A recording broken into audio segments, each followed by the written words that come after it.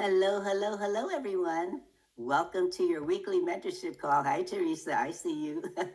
It's so great to see so many of your smiling faces every week, eager to learn from the wisdom of your coaches.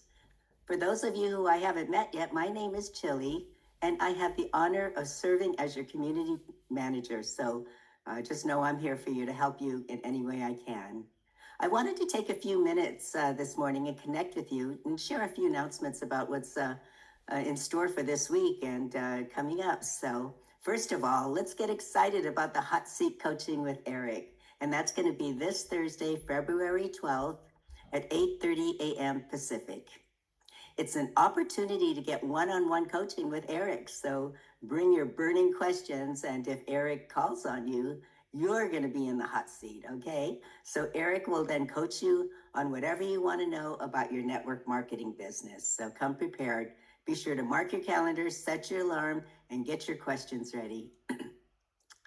Second, we're doing the final touches on the tour for your portal so that you'll be able to navigate much, much more easily. So just look for it within the next day or so, okay? And let's see. So I see Tova is going to be with us in Las Vegas. Who else is going to Las Vegas next month? Put some sevens in the chat if you're going to be joining us in Las Vegas. Let's see some sevens up there. Lucky seven. All right. There we go. Wow. Oh, I'm so excited. I get to see you guys. Um, so there's still a little bit of space left. So if you want to join us in Las Vegas, be sure you go to your portal and there's a button there where you can RSVP. Then you're going to get an email with information about travel, about hotels, and that kind of thing. So that's all. That's all going to be there. Hope to see you guys next month. All right, who's ready to get this party started? It's now my pleasure to introduce to you our mentor for today, someone you all know and have already gained wisdom from in the past. Please welcome back Coach Gil McGiff, who will be sharing a way to get into the right mental state when growing your network marketing business with Living the Power of No and Now meditation. Join me in welcoming back your mindset coach, Coach Gil. Show Gil some love in the chat. Take it away, Gil. Thank you, Chili. Welcome, everybody. Welcome back again. So excited to get to be here with all of you all over the world. And we're going to be picking it up where we left off. But prior to picking it up where we left off, I want to give a quick recap of where we stand. Oh, look at all the hearts and love coming through. Thanks, everybody. Thank you. Recap where we've been. We've talked about a formula to accomplish anything faster and easier. That formula is get clear about what you don't want to be experiencing emotionally. Get clear about what you believe you're going to be experiencing once you hit your goal emotionally. Right? This is the driving force. I don't want to feel like this. I want to feel like that. Steps 3, 4, and 5 are starve what you don't want, feed what you do want, and surrender or be patient. Yeah. And this is what every single book in personal development and what every single speaker is addressing, how to get out of your own way and how to get what you want faster and easier. So we've addressed in our previous conversations clearing limiting beliefs, not just at an emotional level, but also at a neurobiological level, how to rewire the neural pathways. And then last week, we talked about feeding what you do want, kind of raising the sail. If starving what you don't want is lifting up the anchors, then feeding what you do want would be like raising the sail. And if there's an order of priority on the water, which comes first, raise the sail or lift the anchor? Obviously, lift the anchor, right? If you don't lift the anchor first, then the efforts that you're making are harder and they take longer. And they're more frustrating. It's not working. So lift up the anchors. Today, what we're going to be talking about involving the power of now. Just out of curiosity, how many have read that book, The Power of Now by Eckhart Tolle? Anybody? If you haven't, it's a fantastic book for understanding what is presence. Mark has. Yeah, a couple of you have. Great. Understanding what is presence. It's a deep conversation, but when we're talking about starving what you don't want, you can work on the symptom or you can work on the cause. If you successfully treat the symptom, you're going to get a temporary result. If you successfully treat the cause, what's likely to happen here? Right? A permanent result. Yeah? Or stronger likelihood of a permanent result. So when you're thinking about getting from where you are to where you want to be, there's certain things that are in the way. You probably want to clear those things out of the way, right? There's certain things that you need to do to be more effective. What's the attitude while you're doing those things, right? It's not the act, it's the attitude with which you perform the act that's going to make the difference. Anybody knows this that's given presentations to your audience. Are you in a busy mind, scattered mind? How effective are you in your presentation? Yeah? Are you stressed and worried? Are you desperate to get a sale? Are you almost there ranking up? And are you more excited about ranking up or nervous that you won't? Right? So managing the symptoms in STAR What You Don't Want is clear the limiting beliefs, right? A little bit of in the moment emotional intelligence. But addressing the cause, this is where we have a tendency to go really deep, right? And this oftentimes is going to unpack a lot more, I don't know, maybe more cleanly when we're doing a one-on-one. So we've got time to elaborate for you. But cultivating presence is addressing the cause. If you're not present, where are you? Yeah. And people are going to say, in the past or in the future. Okay, great. Where is the past and the future? In your mind, right? It's not here, but the past or the future exists in your mind somewhere. And so what if you've got a busy mind here, there, distracted, ADHD, ADD, I mean, whether it's clinical or not, you know, are you able to focus? Are you able to focus? If you're not, this represents the cause. Because then if I'm caught up in a point of view of, yeah, but I've got bills to pay, or yeah, but I'm almost there and I just need this person to convert and then I've got my next rank, and then, oh, damn it, somebody just canceled. I need to get somebody else. Now I need two people. You know, are you emotionally reactive to life? Or are you responsive to what's going on? Meditation is going to be our key to cultivating presence, nurturing presence, the power of now.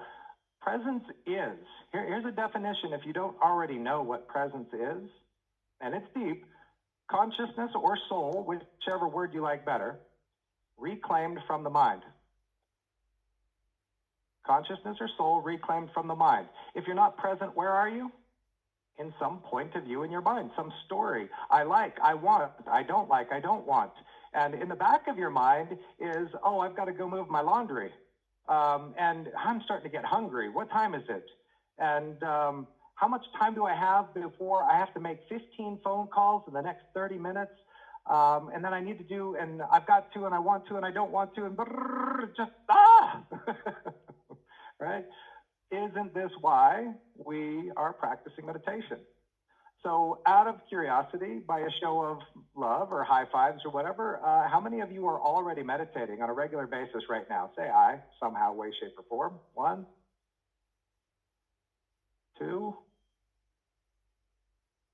couple of you. All right, so what is meditation? What is meditation? Many people entry level, we're thinking about it's a process by which we can quiet our mind. Yeah? We've got a busy mind. We're running all over the place. Imagine you're in a, I don't know, in a serious conversation with somebody. And their mind is over here, over there, over here, over there. They're just not focused with you. How do you feel about your interaction with that person? Right? This is the other person who's scattered in their mind. But somebody that you're interacting with, if they're present with you, they're with you. They're paying attention. They're doing some active listening. You know, practical speaking, we might call this mindful. They're mindful of the moment. They're not scattered. They're not here or there. They're with you right now. Yeah?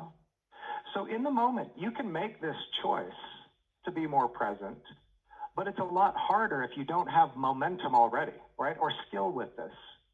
So there's two elements we're going to talk about today: in the moment meditation and some sort of, thank you, Chili, some sort of maybe formal practice. Your formal practice is your daily practice. And if you don't have a really good reason of why you're doing a daily practice of meditation, you're probably not going to be meditating. But there is no part of your life that will not benefit from daily meditation. Another way to say that is every single aspect of your life will be elevated or improved if you can cultivate daily meditation, right? So your mind is one thing, you are something else. Again, I don't care what you call it, soul, spirit, consciousness, awareness, I don't care what you call it. It isn't the mind. The mind is your conditioning.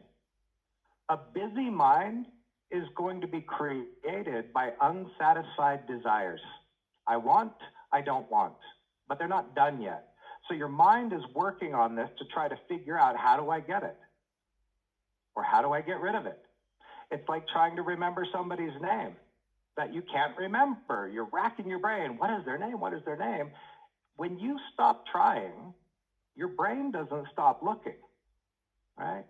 So when you have unsatisfied desires or unfulfilled desires or things that are just undone in your life, your brain is constantly working through the processes. Your subconscious is working through processes to try to figure this out. How do I get what I want? How do I get away from what I don't want?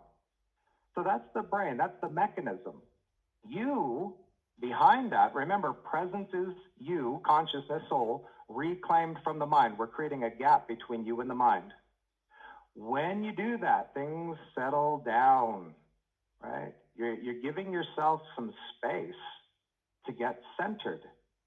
And again, in that conversation with another person, when they're distracted and all over the place versus when they're present with you, what's the difference in effectiveness in that conversation? How much more rapport do you have in that conversation? So what if you are that other person now?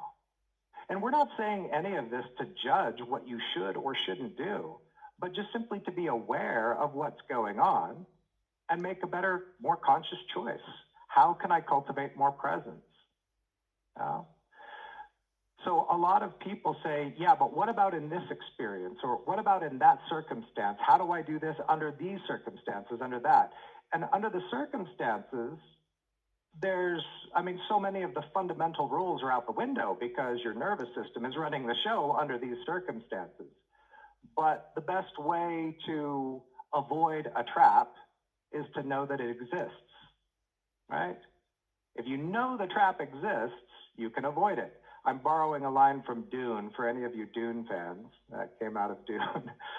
But to know that it exists, there's a trap out there. So I'm going to have this tendency to get reactive if somebody says, oh, I don't have the money, or I don't have the time, or somebody ghosts me again, or I didn't rank up. I mean, I think we've all had the experience where we got close and didn't make it once or twice here and there.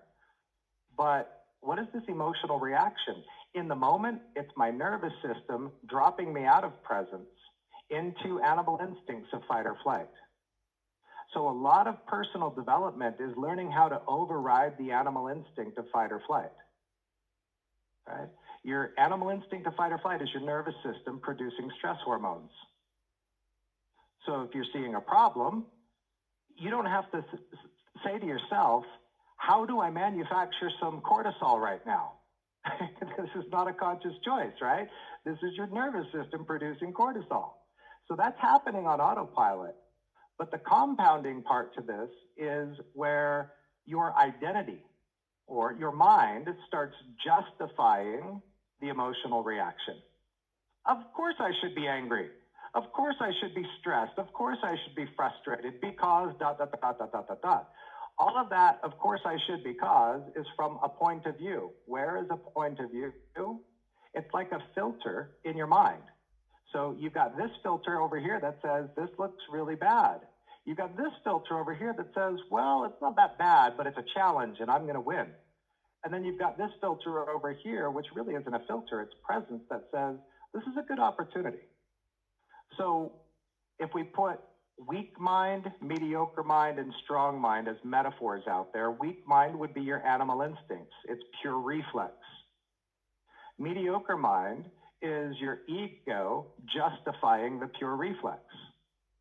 Presence is where you're free to choose. So weak mind calls it a problem, mediocre mind, ego, calls it a challenge, and strong mind calls it an opportunity. Think about your goals.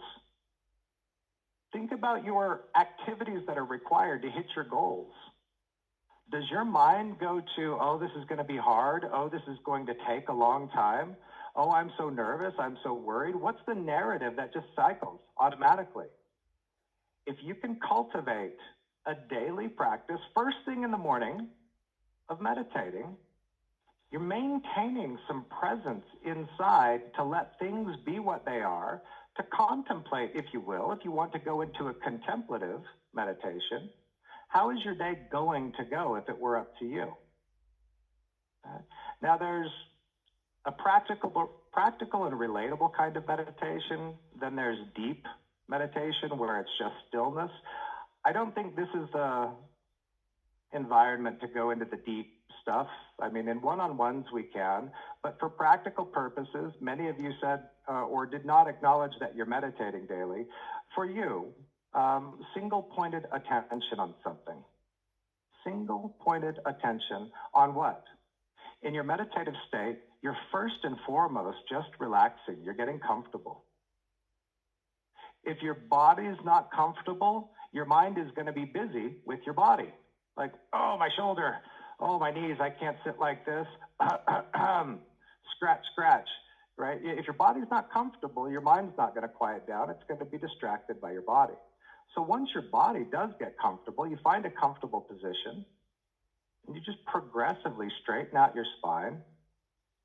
Maybe lift your neck, your chin a little bit, open up your chest a little bit. Just more and more, you'll find a sweet spot by intuition. Your own intuition is guiding you. Straighten here, relax there, lift your head, drop your shoulders, and you'll find yourself in a sweet spot with your body where it's just quiet. Your body's no longer distracting you. Now, if in your quiet body you slow down your breathing, this will slow down your heart rate. If you slow your breathing and you slow your heart rate, this is a message to the mind to move from beta busy mind to alpha, relaxed, calm mind. You're inducing that by slowing down your breathing with a quiet body. Yeah? So you don't have to do this for 45 minutes in a full lotus posture with your hands in a certain mudra or anything. I mean, that's got its place, but here it's just in the beginning about getting centered, getting present, and starting your day with all of your faculties available to you, rather than starting your day saying, where's my phone? Who texted me? What emails do I need to respond to? Busy, busy, busy, busy, busy. You're distracted. Remember, a busy mind is a scattered mind, and while you're present and intent on getting something done, your mind is all over the place trying to figure these things out that are not done, right? What happens when you can calm the mind down to a certain extent, and now you're focused on a definitive outcome? Here's what the intention is. Cultivate that presence enough so in a practice. I mean, it's a stretch to call it a meditation if it's less than 20 minutes. I'm just going to say that. However, it's much better that you're meditating 5 minutes every day than 20 minutes once a week. Yeah? So 5, 10 minutes, I mean, have a morning routine where you're getting centered. This is the routine side of it. I mentioned there was going to be a routine side and an in-the-moment side. In the moment is what I called, I put together a little thing on this called Mastering the Pre-Call Grounding Reset. The pre-call grounding reset. So much of network marketing is doing outreach, whether it's prospecting or follow-ups, right? Whether it's social or on the telephone. I'm doing this outreach. So what would happen if before you're doing your outreach, you took just 2 minutes to do a grounding reset, right? You've been busy running all over the place, getting ready, getting prepared, getting focused, getting all of your technology right. You're setting down, and now you're go, go, go, go, go. What kind of impression do you want to make on the other person? Do you want busy, scattered, chaotic? Do you want that impression? No. What kind of impression do you want to make? something favorable, bottom line, right?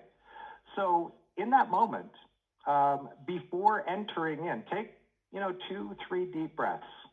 Before entering or engaging in this activity, take 2 or 3 deep breaths.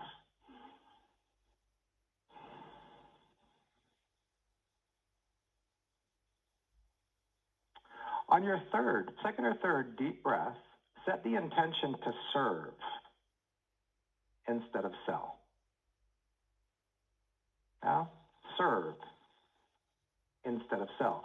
This is going to change the vibe. This is going to change the influence from taking to giving. How many of you would enjoy meeting somebody for the first or second or third time that you already know in your mind when you get together, there's going to be a taking on their part, right? It's, I'm going to ghost them. I'm not showing up today.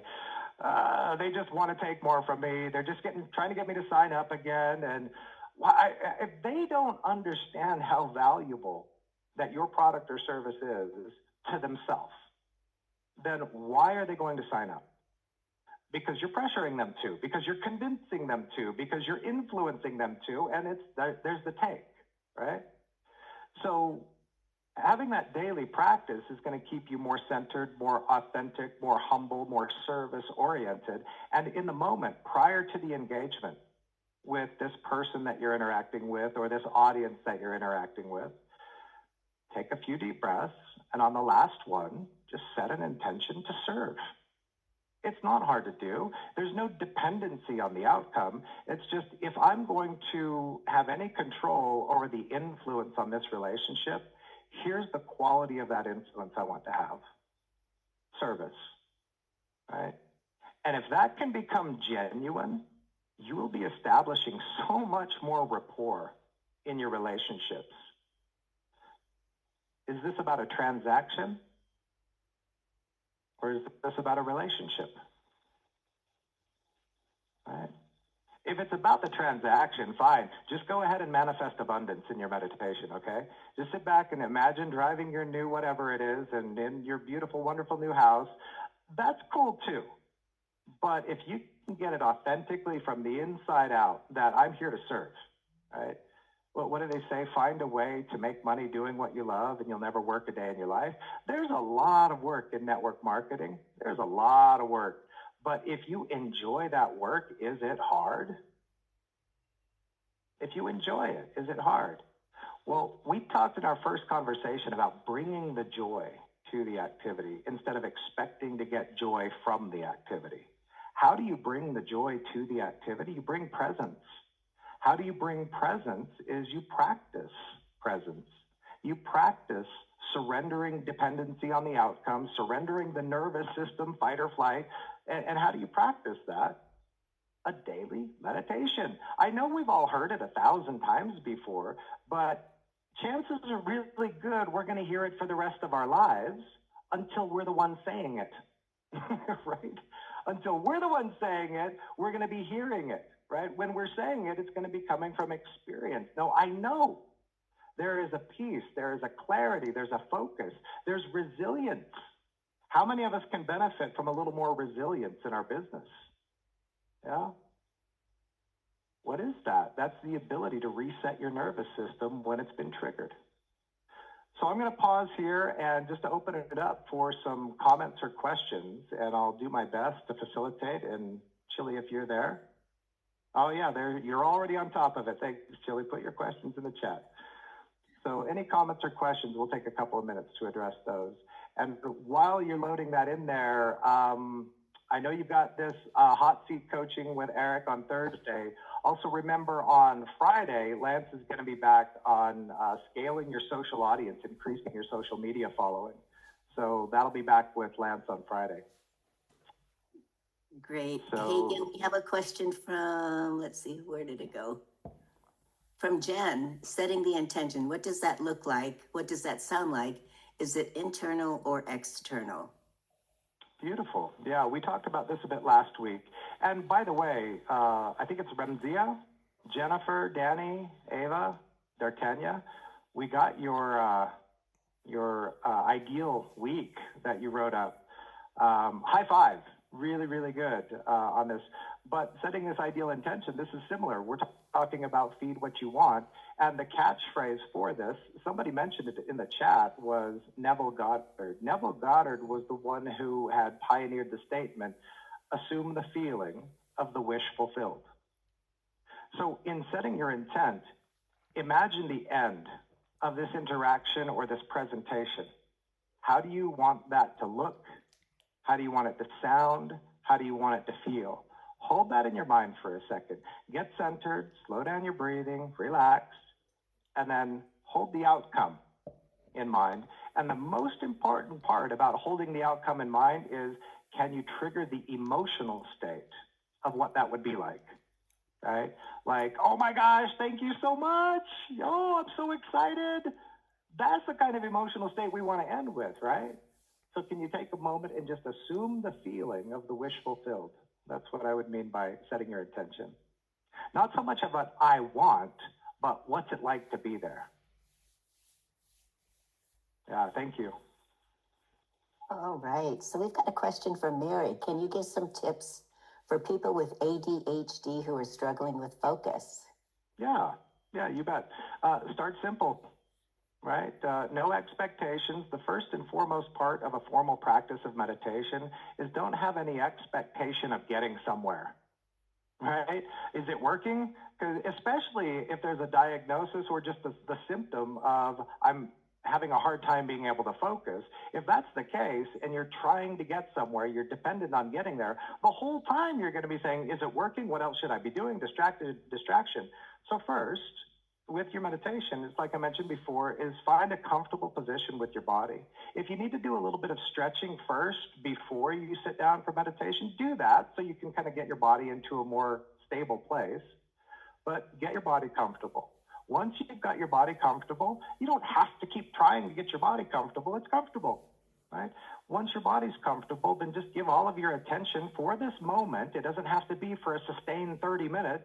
But for this moment, give all of your attention to slowing your breathing down. Yeah? It gives your mind something to do. You can count. Inhale to the count of 6. Pause. Exhale to 6. Pause. Inhale to 7. Pause. Exhale to 7. Pause. And so all of your attention is on one thing. And if that thing is really entertaining, then being distracted probably isn't an issue. But when it's not entertaining, then I'm not getting my fix from the activity. And meditation is learning how to not need the fix from the activity. It's to find the fix from the inside out. So get comfortable, good position, slow down your breathing, and let that be enough. No expectation of getting there. And just know one final element is the real value and benefit of meditation is not coming from the act of meditating. It's going to come from the habit of meditating. So you're going to progressively allow yourself to go deeper and realize more. So start where you're at, simple, slow your breathing down, comfortable position. That's enough. If you want, set your timer for 5 minutes or 10 minutes, just to get started. Get into the habit of it. That'll make a big difference. Great. Thanks, Gil. I think that kind of answers Stephanie Don's question about what would you suggest for someone who hasn't done this kind of meditation. You said focus on something. Are you just focusing on what you want your day to be? Right. So I think that pretty much. Yeah. There's so many different kinds of meditation, and beginning is the recommendation because you have an intelligence inside of you that's so much greater than your mind. Again, call it consciousness or soul. It's so much greater in intelligence than your mind. And as you begin and cultivate this, you'll get some inner direction that says, breathe deeper, lift your chin, straighten your spine, slow, deep breathing. Make the habit out of it, practice it, cultivate it, and let your experience start directing what's next. But I'll also feel free to reach out with questions. We're happy to help. Great. And Sabina's asking, do you encourage an app like the Calm app? I consider guided meditations crutches. If you've broken your leg, it's probably a good idea to use crutches, right?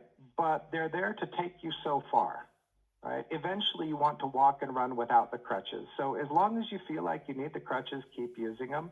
And yeah, there's plenty of great apps out there. And that is enough for now. It's a fantastic beginning. It's a great way to start with guided meditation apps. Eventually, you want to learn how to let go of the crutches. Great. And Gail, can we kind of wrap up with you just repeating what the assignment was for last week? Susan's asking if you were supposed to send in your ultimate goal, so you can send it to support at GoPro Certified. But if you could give, I'll put that in the chat. But if you could give them a quick rundown of what that assignment was. And I think it was more of a recommendation than an assignment. So not mandatory, but it is valuable to do. And that assignment or recommendation was, imagine 1 week in the life of I'm there.